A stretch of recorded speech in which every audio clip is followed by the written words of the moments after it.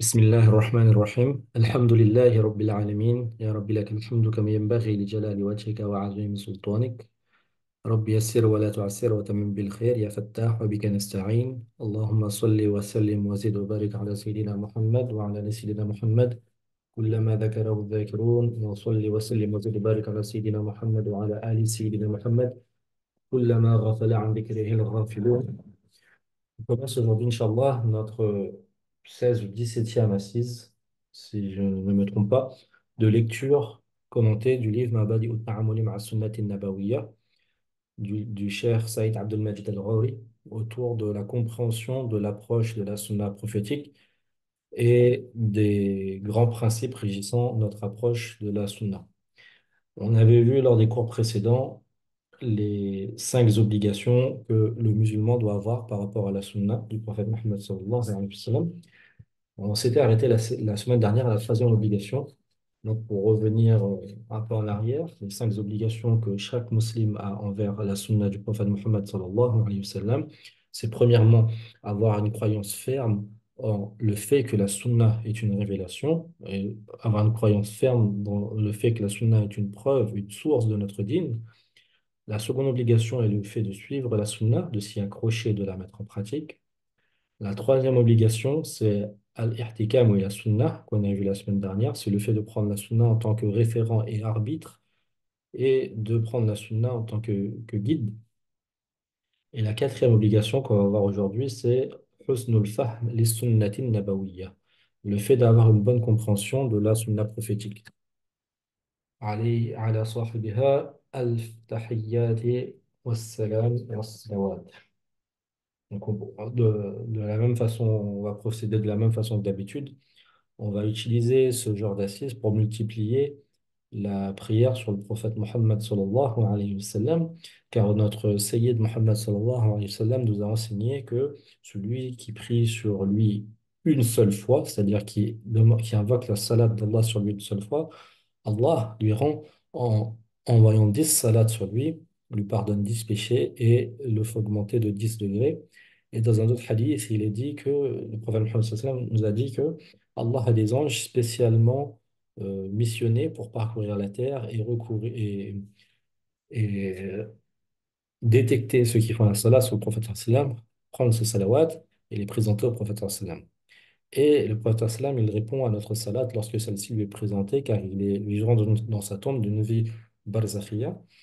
Et donc, il nous répond. Et donc, c'est l'un des plus grands souhaits du musulman que d'avoir une salat du prophète, un salam du prophète sallallahu alayhi wa sallam.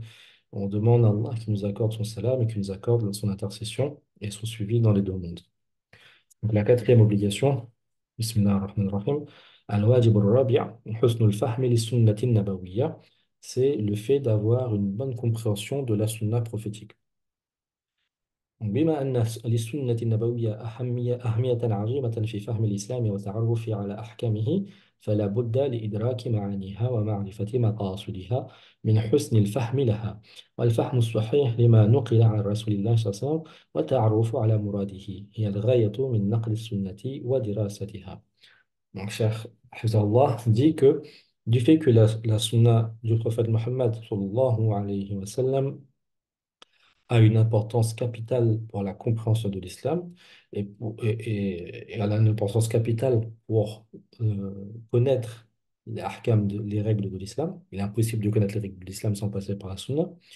Donc, on se doit de comprendre ses sens et les significations de la sunna et de connaître ses objectifs et d'avoir une bonne compréhension de celle-ci.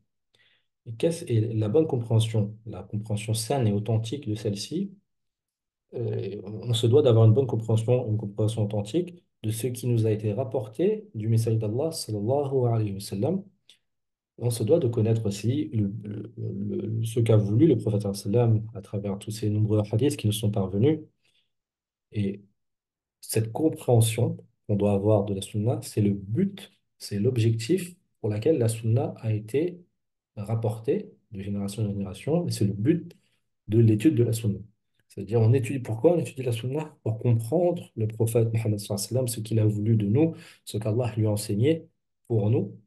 Et donc, on étudie la sunna. Donc, il faut bien comprendre la sunna pour pouvoir concrétiser la deuxième partie de notre shahada, qui est Ashhadu anna Muhammad Rasulullah. Il faut bien comprendre que tout le din est lié à kalimat al-tawhid, à la shahada, dans le sens où tout notre din, ça va être Ashhadu an la ilaha illallah. Donc, on témoigne que on va rendre à Allah, on va reconnaître à Allah qu'il est le seul à mériter la ibada, qu'il est le seul à être le ilah, le seul à être divinisé, bihaq. Et comment on va rendre Allah ce haqq? On ne peut rendre Allah ce haqq qu'en passant par le chemin de la prophétie. C'est pour ça que les ulama et les awliya ont dit que la, la- la- la prophétie, le chemin de la prophétie est la seule voie qui mène à Allah. Et toute personne qui prétend à la wilaya, donc à une quelconque sainteté, sans passer par la voie de la prophétie, la voie du suivi de la prophétie, c'est un menteur. On ne peut atteindre Allah qu'en passant par la voie du prophète Mohammed sallallahu alayhi wa sallam et par sa sunna. Donc c'est pour ça qu'on l'étudie et c'est pour ça qu'elle a été transmise et qu'on continue à la transmettre. إذ به يتمكن المكلف من العمل وفق مقصد الشارع الحكيم لذلك من أهم واجباتنا نحو السنة أن نستفيد من جهود علماء الحديث العلمية العظيمة التي قاموا بها في سبيل تحسين الفهم للسنة والتي ظهرت على صورة العلوم الآتية. Et donc,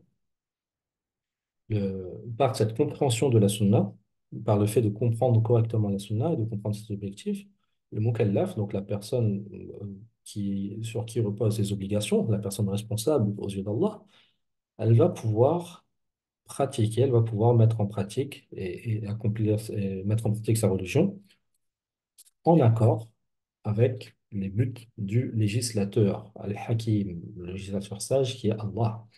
Et c'est pour cela que parmi nos plus grandes obligations envers la sunna, il y a le fait qu'on tire profit des efforts des savants du hadith, des efforts immenses qu'ils ont fait dans le domaine de cette science. التي قاموا بها في سبيل تحسين الفهم. Pourquoi ils ont fait ces efforts?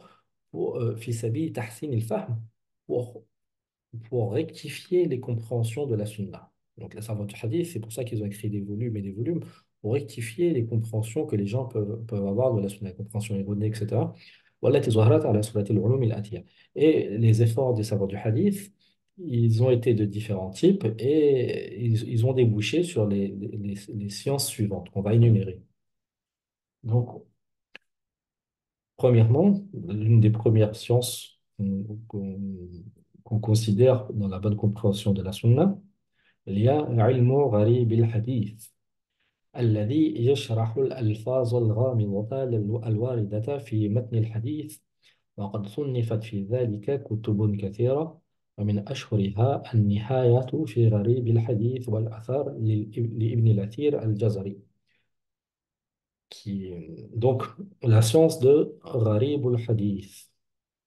Si on traduit mot pour mot, ce serait la science des mots étranges dans le hadith, c'est-à-dire étranges dans le sens peu hésité. C'est des mots qui ont été utilisés à l'époque par le prophète Mohammed sallallahu alayhi wa sallam, par les gens de son époque, mais ces mots-là, dans l'arabe contemporain, même dans l'arabe du Moyen Âge, on va dire, ils avaient des significations, des sens qui étaient peu communs, qui n'étaient pas connus par la plupart des gens. Ou bien ils avaient un autre sens dans le langage commun. Donc c'est pour ça qu'on dit c'est gharib ou hadith, c'est le terme étrange, particulier dans le hadith. Donc cette science, en quoi elle consiste? الذي يشرح الألفاظ الغامضة الواردة في متن الحديث. Elle va expliquer les mots qui sont un peu compliqués, qu'on peut trouver dans le texte de certains hadiths. Et il a été écrit au sujet sur cette science-là de nombreux ouvrages. Et parmi les ouvrages les plus connus, si ce n'est les plus connus dans la science de Ilm Gharib al-Hadith, c'est An-Nihaya fi Gharib al-Hadith wal-Athar de l'imam Ibn al-Athir al-Jazari, qui est décédé en l'an 606 de Hijri. Secondement, il y a علم مختلف الحديث ومشكله الذي يبحث في الأحاديث التي ظاهرها متعارض. فيزيل تعارضها أو يوفق بينها. كما يبحث هذا العلم أيضا في الأحاديث التي يشكل فهمها أو تصورها، فيدفع هذا العلم إشكالها ويوضح حقيقتها. ومن أحسن الكتب التي ألفت في هذا العلم تأويل مختلف الحديث لابن قتيبة الدينوري، ومشكل الأثار لأبي جعفر الطحاوي. Donc c'est la seconde science qui découle des efforts des savants du hadith pour la bonne compréhension de la sunna, c'est la science de mukhtalif al-hadith et mushkil al-hadith. Ici, Cheikh Saïd Abdul Majid, il a réuni ces deux sciences ensemble. En général, elles sont séparées, mais on va voir qu'elles sont très proches. Donc, en quoi consiste l'ilm mukhtalif al-hadith? C'est une science qui a pour champ d'étude les hadiths qui sont en apparence contradictoires.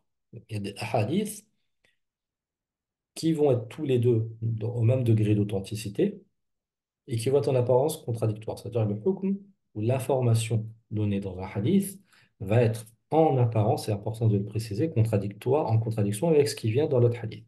Pourquoi on précise deux hadiths qui sont dans le même degré d'authenticité?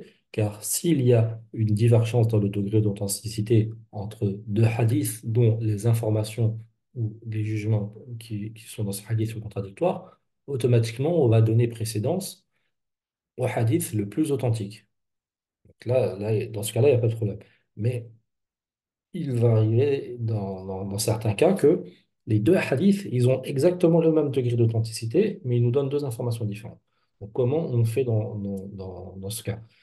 En tant que musulman, il est impossible pour nous de concevoir que le prophète sallam il se contredit. Allah lui-même nous dit que وَمَنْ تَقُوا عَنِ الْهَوَى qu'il ne parle pas sous l'effet de la passion. Donc, que ce soit dans le fait de transmettre la révélation du Coran, comme le fait de transmettre la révélation, al-wahy ghayr matlou, la révélation qui n'est pas récitée, c'est-à-dire la sunna. Et cette science, fayuzilu ta'arudah, cette science, elle va nous donner des outils pour lever cette opposition apparente. أو يوافق بينها, ou pour concilier ces deux hadiths qui sont en apparence contradictoires. كما يبحث هذا العلم أيضا في الأحاديث التي يشكل فهمها أو تصورها.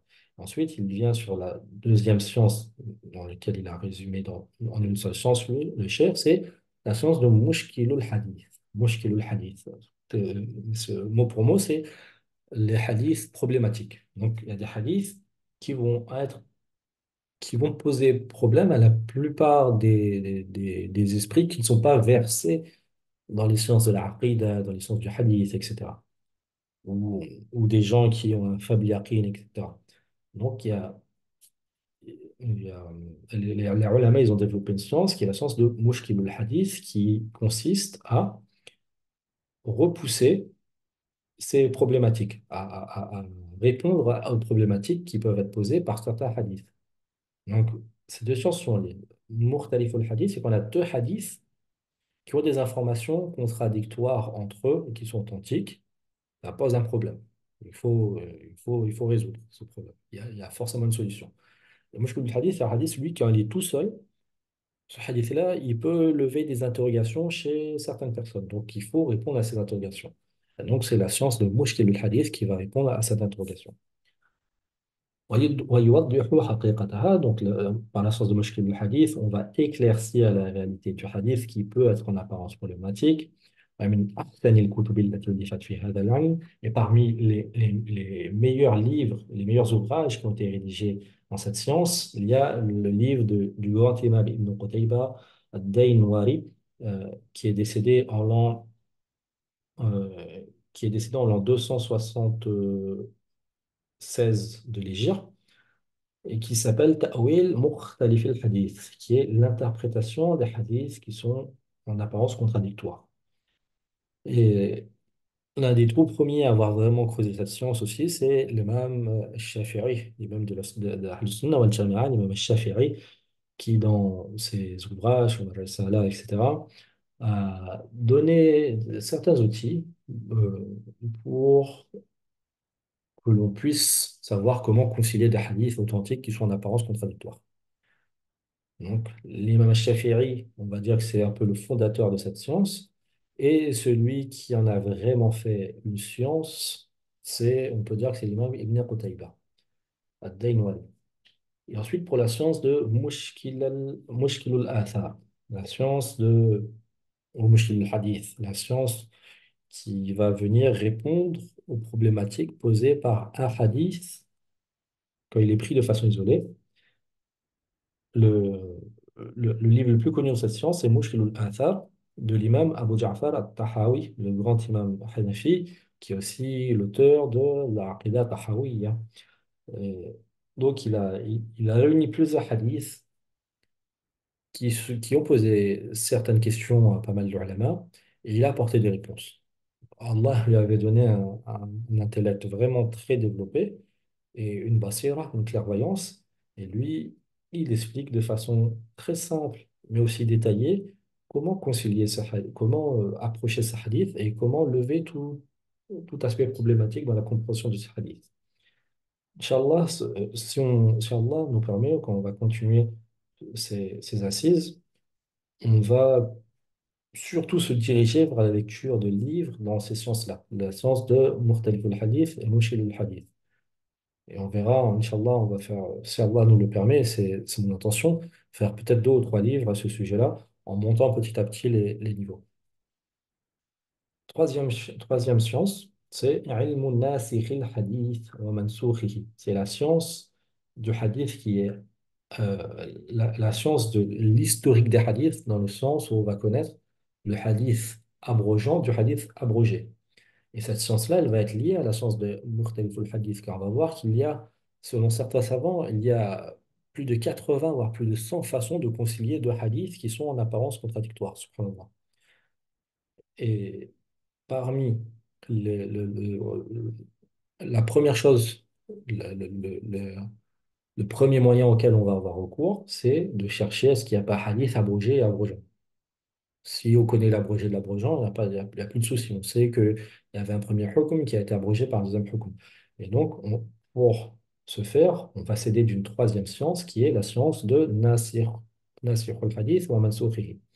الذي يبين لنا ما هو ناسخ من الأحاديث وما هو منسوخ منها. Donc cette science, elle va nous clarifier le hadith qui est abrogeant du hadith qui est abrogé. لنعلم بالناسخ ونترك العمل بالمنسوخ. Afin que l'on mette en application le hadith abrogeant et qu'on délaisse l'application du hadith abrogé. Et c'est pour ça que, par exemple, l'imam Muslim, il fait beaucoup ça dans son Sahih. Il va mettre des fois en premier, dans un chapitre, il va citer le hadith authentique. Et dans ce hadith authentique, il va citer en premier un hadith abrogé. Et ensuite, après, il va citer le hadith abrogeant. Donc, ça fait partie de sa méthodologie. Donc, quelqu'un qui va lire Sahih al-Muslim sans connaître un peu la terminologie et aussi la méthodologie de l'imam Muslim, il va se dire mais comment ça se fait, il nous ramène deux hadiths authentiques, Sahih 100% sur le sanad et sur les riwayat, mais les hadiths sont contradictoires. Mais si on connaît un petit peu la méthodologie de l'imam Muslim, on saura qu'il va en général citer en premier le hadith authentique abrogé et dernièrement le hadith authentique abrogeant. ومن الكتب المفيدة فيه الاعتبار في الناسخ والمنسوخ من الآثار لمحمد بن موسى الحازمي. Et parmi les livres les plus célèbres à ce sujet, il y a l'ouvrage de l'imam Muhammad ibn Musa al-Hazimi, qui est décédé en l'an 584 Hijri, qui se nomme Al-I'tibar fi al-Nasikh wal-Mansukh min al-Athar. La quatrième science qui découle des efforts des savants de hadith pour une bonne compréhension de la sunna, c'est Ilm Asbabi Urudi al-Hadith. C'est la science de des circonstances, des circonstances dans lesquelles le hadith il a été prononcé. Comme dans les sciences du Coran, il y a la science de Asbab al-Nuzul, qui est une science capitale pour la compréhension du Coran et pour le tafsir, la science de la connaissance des causes de la révélation. Pour le hadith, c'est la même chose. Il y a il faut connaître le contexte dans lequel le hadith il a été prononcé par le prophète Mohammed sallallahu alayhi wa sallam.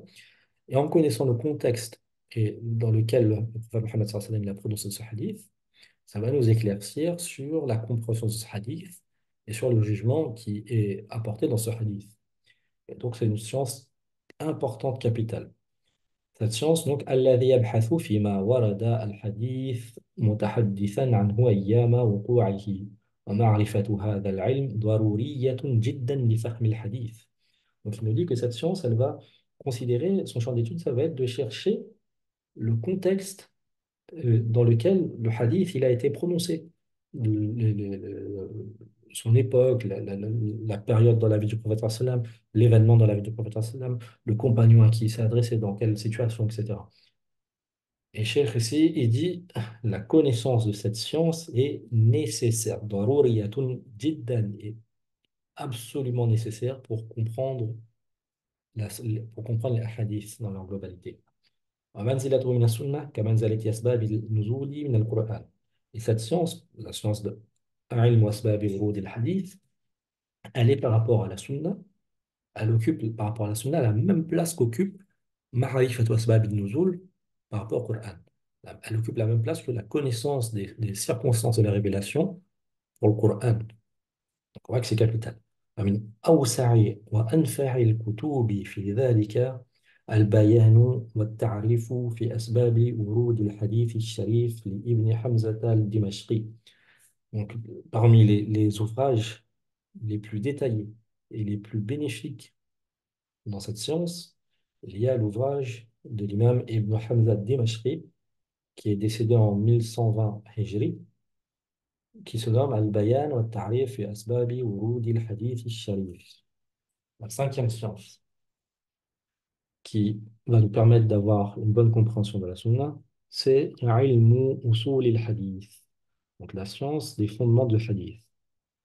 الذي يبحث في أصول وقواعد يتوصل بها إلى معرفة الصحيح والحسن والضعيف وأنواع كل منه. Donc c'est la science qui va rechercher, dont le champ d'étude va être la connaissance des fondements et des règles par lesquelles on va arriver à savoir quand est-ce qu'un hadith est sahih, quand est-ce qu'un hadith est hassan, quand est-ce qu'un hadith est daif, les différents types. En général, quand on étudie usul al-hadith, surtout euh, en Occident, on va dire, on va se contenter quand on étudie les sciences du hadith, on se contente en général juste de cette science-là. En général, c'est ce genre de livre, Al-Bayquniya, euh, Nukhbat al-Fikar, etc. Euh, les livres Tadrib al-Rawi, etc., que ce soit les livres de l'imam Ibn Hajar al-Asqalani, les livres de l'imam al-Suyuti, les livres de l'imam Ibn Salah, Muqaddimat Ibn Salah, euh, le livre de l'imam al-Bayquni, etc. On va savoir qu'est-ce qu'un hadith sahih, qu'est-ce qu'un hadith hassan, quand est-ce qu'un hadith il va être hassan, quand est-ce qu'un hadith il va être daif, c'est quoi les ilal, et c'est quoi les conditions d'un hadith pour qu'il soit rejeté, c'est quoi les conditions du rawi, du rapporteur, etc. Donc ça, en général, quand on parle de hadith, on ne parle, on entend malheureusement parler que de cette science-là. On voit que cette science, c'est une des sciences parmi les sciences du hadith. Par excès de langage, en général, en France, on dit c'est la science du hadith. Oui, c'est une science du hadith, mais ce n'est pas la science du hadith. Mais c'est une science très importante parce que c'est ce qui nous permet de savoir qu'est-ce qui est sahih et qu'est-ce qui est Daif, qu'est-ce qui est Hassan, etc. Et connaître les narrateurs. On voit que toutes ces sciences-là, elles ne sont pas contradictoires, elles sont nécessaires les unes aux autres. On ne peut pas séparer ces sciences les unes des autres. Donc cette science, وما يتصل بذلك من معرفة معنى الرواية وشروطها وأقسامها. Et donc par cette science, on va aussi arriver à connaître le sens de la riwaya, ses conditions, les différents types de riwaya, وحال الرواة. Donc on va pouvoir connaître le jugement des rapporteurs, les conditions des rapporteurs de hadith, والجرح والتعديل, la science de l'éloge, de la critique des narrateurs, وتاريخ الرواة ومواليدهم ووفياتهم.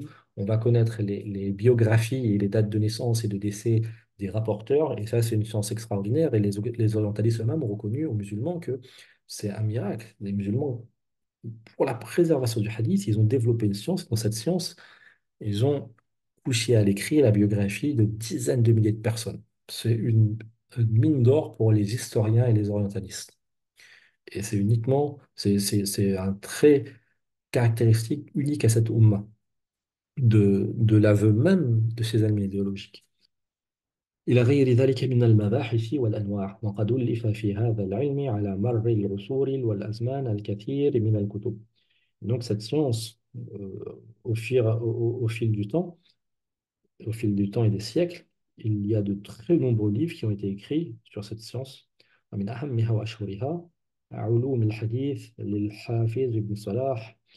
Le plus connu et le plus répandu, c'est le livre علوم الحديث du Hafiz, le grand imam Ibn Salah, qui est décédé en l'an 643 Hijri et plus connu sous le nom de Muqaddimat ibn Salah, المقدمة ibn Salah, حيث لا يوجد كتاب من كتب هذا العلم بعده إلا وهو يحوم حول حماه وتتعلق بأذياله. Pourquoi c'est le plus célèbre? Parce que après Ibn Salah, il a écrit son livre. En général, tous ceux qui ont écrit sur la science de Usul al-Hadith après lui, ils se sont basés sur Ibn Salah. Ils ont repris la trame d'Ibn Salah, rahimahullah. Donc, وللتوسع في الاطلاع على أهم كتب هذا العلم يرجع إلى علم مصطلح الحديث نشأته وتطوره وتكامله للمؤلف المتبوع في دار ابن كثير بدمشق. Donc, il y a une petite note ici qui dit que pour approfondir à ce sujet-là et sur les livres de cette science, on peut revenir vers le livre Ilm Mustalah al-Hadith, la science de la terminologie du hadith, Nash'atuhu, donc comment elle a débuté, comment elle s'est développée et comment elle s'est perfectionnée, qui est un ouvrage écrit par le cheikh Abdul Majid al-Ghawri.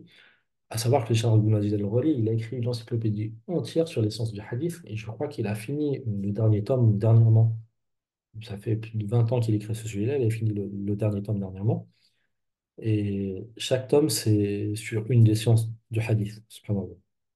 Et des fois, chaque tome, des fois, il y a même des tomes qui sont sur une partie des sciences du hadith. Par exemple, il y a un tome sur le hadith Hassan, un tome sur le hadith Da'if, un tome sur l'historique de ilm mustalah al-hadith, un tome sur les ilal, etc.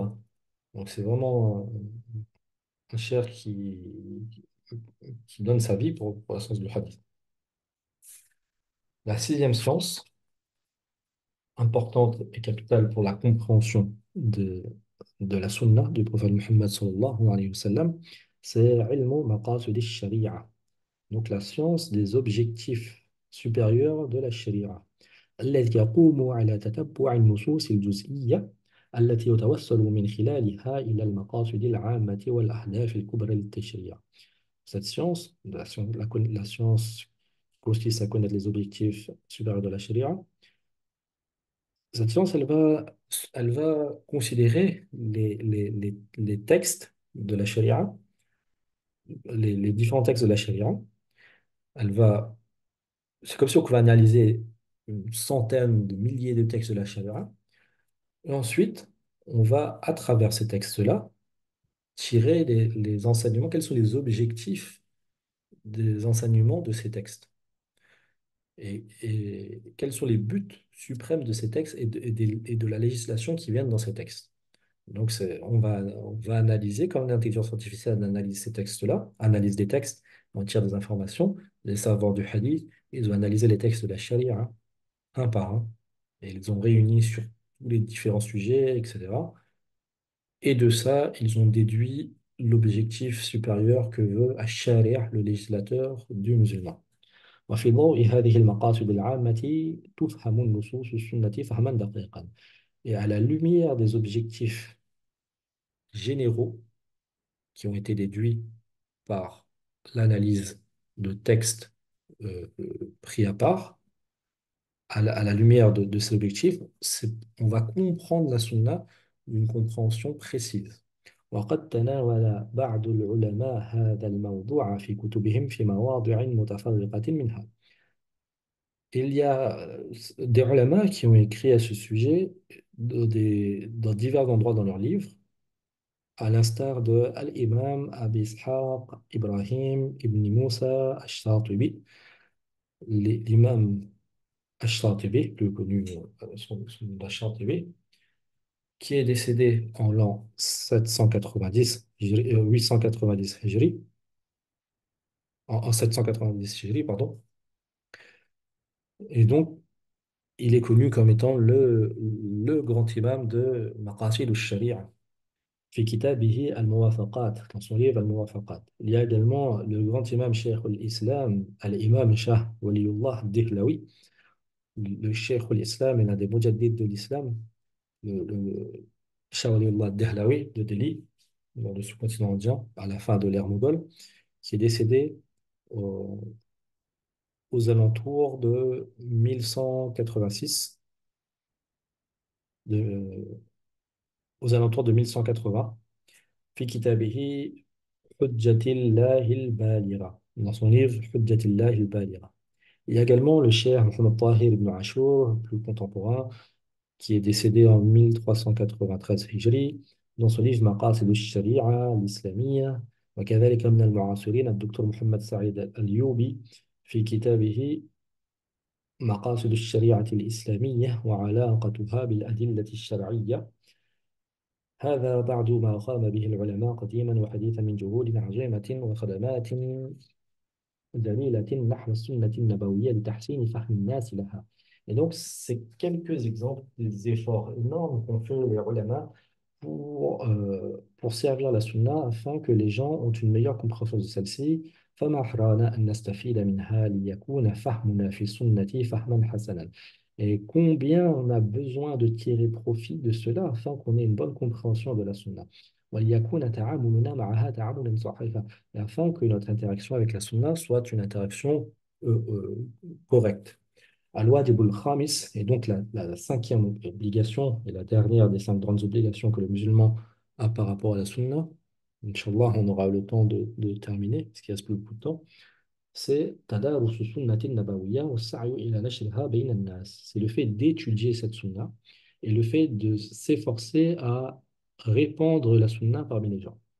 Inna nashra sunnati wa ta'limaha wajibun ala kulli muslimin. Donc le fait de répandre la sunna et de l'enseigner est une obligation pour tout musulman. Wa huwa mukallafun bihi min rasulillahi sallallahu alayhi wa sallam wafqa hadithihi. Et il est responsable et chargé de cela par le Messie d'Allah sallallahu alayhi wa sallam, comme on voit cela dans son hadith où le prophète Mohammed sallallahu alayhi wa sallam il a dit Ballighu anni walau ayah, transmettez de moi ne serait-ce qu'un verset. Hadith rapporté par l'imam al-Bukhari dans son Sahih. فالمسلم مطالب بتبليغ ما وصل إليه من القرآن الكريم مطالب بتبليغ ما وصل إليه من القرآن الكريم والسنة النبوية إلى غيره ممن لم يبلغه. Donc le musulman, il a été chargé par le prophète sallam de transmettre, de faire le tabligh, de faire la transmission de ce qui lui est parvenu du Coran al-Karim, de la sunna du prophète sallam, transmettre cela à qui? À ceux qui n'ont pas reçu le message. ومن يسمع حديث النبي صلى الله عليه وسلم ويعيه ثم يسعى في نشره وإحيائه في الناس فقد بشره النبي صلى الله عليه وسلم بتنوير وجهه. Et celui qui a entendu un hadith du prophète sallam et qui l'a compris, qui l'a correctement compris, et qu'ensuite il s'est efforcé de le répandre et de faire revivre ce hadith parmi les gens, le prophète sallam lui a fait une énorme bonne nouvelle de que son visage sera éclairé yawm al-qiyamah, et même en ce moment. Le prophète sallam il a dit dans un hadith rapporté par l'imam al-Tirmidhi نضر الله امرأ سمع مقالتي فوعاها وحفظها وبلغها فرب حامل فقه إلى من هو أفقه منه. Le prophète sallam il a dit qu'Allah éclaire un homme qui a entendu mes propos فوعاها, qui les a compris, intériorisés, il les a compris, وحفظها, il les a appris par cœur, وبلغها, il les a transmis. فَرُبَّ حَامِلِ فِقْهٍ إِلَى مَنْ هُوَ أَفْقَهُ مِنْهُ. Il se peut qu'il y a quelqu'un qui porte une science, un fiqh, une science, il va la transmettre à celui qui va la comprendre mieux encore que lui. Donc c'est pour ça qu'il faut transmettre, parce que peut-être quelqu'un il va mieux comprendre encore que nous ce qu'on a transmis. لا شك أن هذه دعوة كريمة في حق كل من أحب النبي صلى الله عليه وسلم. Il n'y a aucun doute que c'est une invocation, donc Austin a fait une invocation pour ces gens-là, c'est une invocation noble pour tous ceux qui aiment le prophète sallam. ورغب في جواره et qui espère son voisinage في الفردوس الأعلى dans les plus hauts degrés du paradis, le Firdaus, وحنى لصحبته في الجنة et qui a un désir intense de s'accompagner au paradis, qu'Allah nous accorde ce désir intense et qu'Allah nous accorde s'accompagner au paradis. وعلينا أن نحرص قد استطاعتنا على نشر السنة المطهرة. Et pour cela, il faut qu'on s'efforce autant au maximum de nos capacités de répandre la sunna purifiée. وإعانة الناس على تعلمها. Et qu'on aide les gens à apprendre la sunna et à l'enseigner. ولقد ألف علماؤنا الأسلاف رحمهم الله تعالى كتبا مفيدة لهذا الغرض.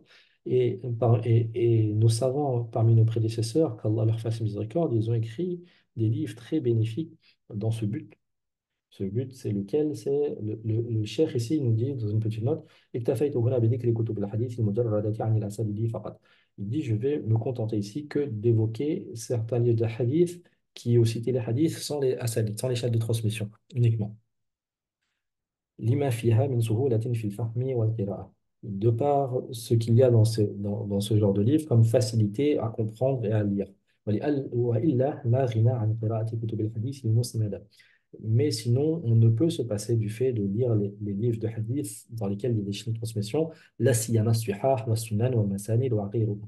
Et particulièrement les livres as-sihah comme Sahih Bukhari, etc., les sunan comme Sunan Tirmidhi, Abu Dawud, etc., les masanid comme Musnad Imam Ahmad, Musnad ad-Darimi, Musnad de l'imam Abu Hanifa et d'autres livres de hadith. Donc, وإن قراءتها بإذن الله تعالى تحبب السنة إلى قلوبنا. Le cheikh nous dit que le fait de lire les hadiths, les livres de hadith du prophète sallam, bi'idhnillah, par la permission d'Allah, elles vont faire aimer la sunnah dans nos cœurs. À force de le lire, on va aimer la sunnah.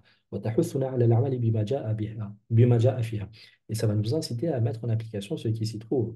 وهذه بعض تلك الكتب. Et voici quelques exemples de ce genre de livre. Le plus connu, c'est Al-Arba'un al-Nawawiyya, les 40 hadiths de l'imam al-Nawawi, de l'imam Yahya ibn Sharaf al-Nawawi, décédé en 676. وجامع علوم والحكم de l'imam Ibn Rajab al-Hanbali, qui est en fait un charh et une version augmentée de Al-Arba'in al-Nawawiyya. Et ensuite, il y a Riyad al-Salihin de l'imam Béni al-Nawawi, ce grand imam Mubarak, Allah a béni ses efforts. Il y a بلوغ المرام من أدلة الأحكام de l'imam Ibn Hajar al-Asqalani. كذلك للعلماء المتأخرين والمعاصرين أيضا كتب مفيدة تفي بهذا الغرض. Et de la même façon, il y a parmi les savants plus contemporains des livres, ils ont écrit des livres très utiles et bénéfiques dans ce même domaine. والجدير بالذكر منها. Et donc, ce qui vaut la peine d'être cité parmi ceux-là, il y a par exemple Tahdhib al-Akhlaq du Cheikh Abdul Hayy al-Hassani, qui est le père du Cheikh Abul Hassan al-Nadwi. C'est une petite compilation un peu dans le genre de Riyad al-Salihin. Il y a Al-Muntaqa min ahadith al-Targhib wal-Tarhib du Cheikh Youssef al-Qaradawi.